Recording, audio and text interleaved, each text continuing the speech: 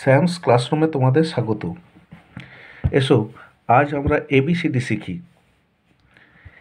এ থেকে জেড এগুলিকে বলা হয় লেটার।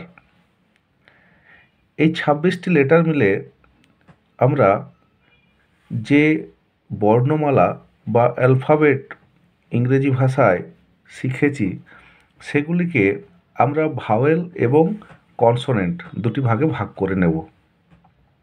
আমরা সবাই জানি A B C D E F G H I J K L M N O P Q R S T U V W X Y Z। এগুলি ইংরেজি ভাষায় 26টি লেটার। 1 2 3 4 5 6 7 8 9 10 11 12 13 14 15 16 17 18 19 20 21 22 23 24 25 26। বাংলায় কটি আছে? বাংলায় আছে 12টি স্বরবর্ণ, 40টি ব্যঞ্জনবর্ণ, টোটাল 52টি। লিকারের ব্যবহার নেই, তাই 51টি বলা হয়। তাহলে ইংরেজি ভাষায় কটি? 26টি। এখন চলে আসবো আমরা এই যে 26টি বর্ণ রয়েছে ইংরেজিতে, তার মধ্যে কতগুলি স্বরবর্ণ আছে অর্থাৎ ভাওয়েল আছে আর কতগুলি ব্যঞ্জন বর্ণ আছে। তাহলে দেখো ভাওয়েল আছে কটি?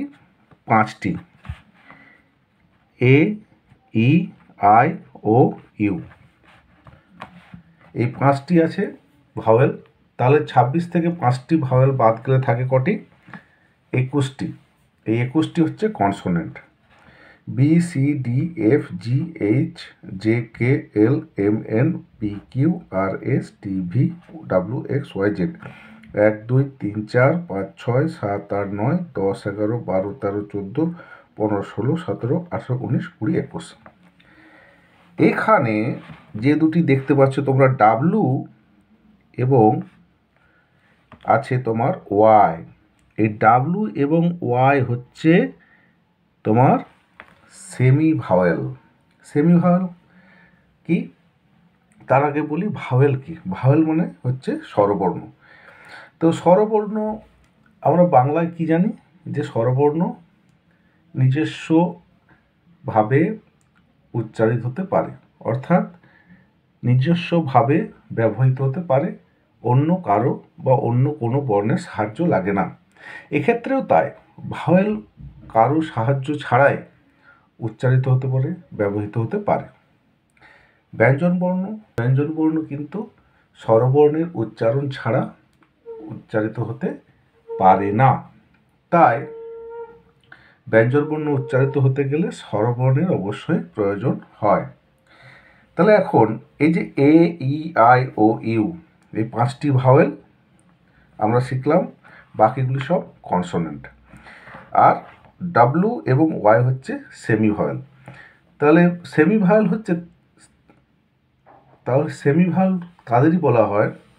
ব্যঞ্জন বর্ণে অর্থাৎ কনসোনেন্ট হয়ে থাকলেও এদের ব্যবহার কখনো কখনো, শুধু কখনো কখনো নয়, প্রায়ও হয় ভাওয়েল রূপে অর্থাৎ স্বরবর্ণ রূপে, তখন তাদের বলা হয় সেমি ভাওয়েল। কনসোনেন্টে থেকে অর্থাৎ ব্যঞ্জন বর্ণে থেকে স্বরবর্ণের মতো ব্যবহার হলে তাকে বলছে সেমি ভাওয়েল।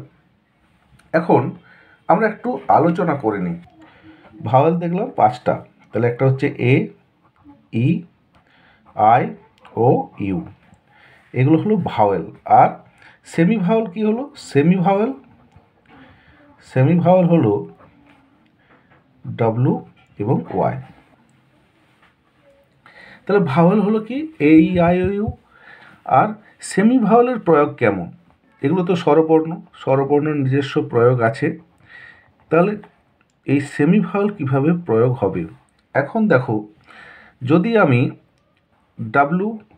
ডাব্লু সেমি ভাওয়েলকে ধরি, তাহলে এখন ওয়ার্ক, ডাব্লু ও আর কে। আবার ওয়াই যদি ধরি, ড্যাডি, ডি ওয়াই, ড্যাডি। এখানে ওয়াইটা উচ্চারণ, এখানে ডাব্লুর উচ্চারণ। এখানে ওয়ার্ক ও যখন উচ্চারণ হচ্ছে, এটা ডাব্লু হলেও আমরা কিন্তু উচ্চারণ করছি ওয়ার্ক বলে আমরা উচ্চারণ করছি। এই ওটা এখানে দেখো ও, আর এখানে ও, কিন্তু আমার লেখা থাকছে ডাব্লু।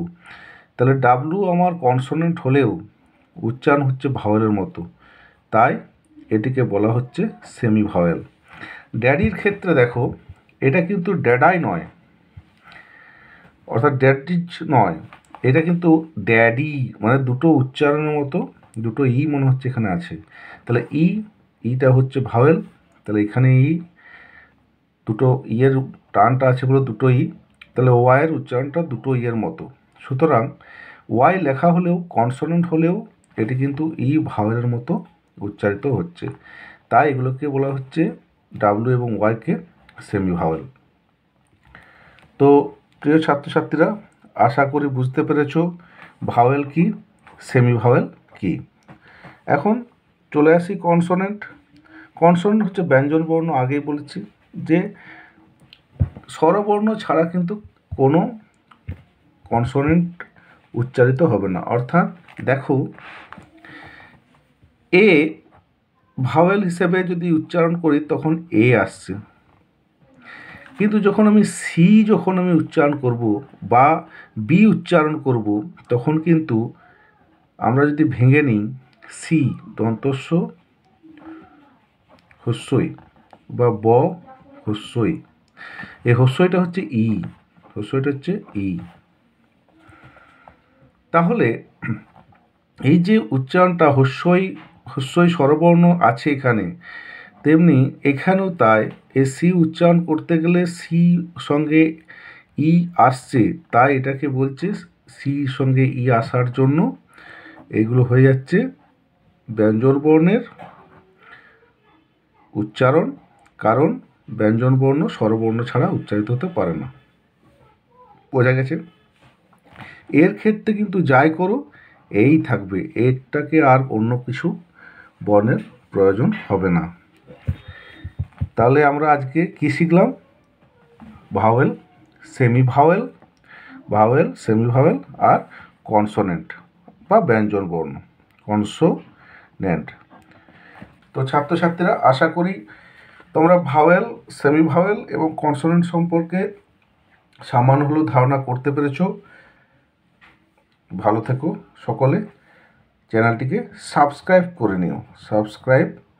নিও। বাই।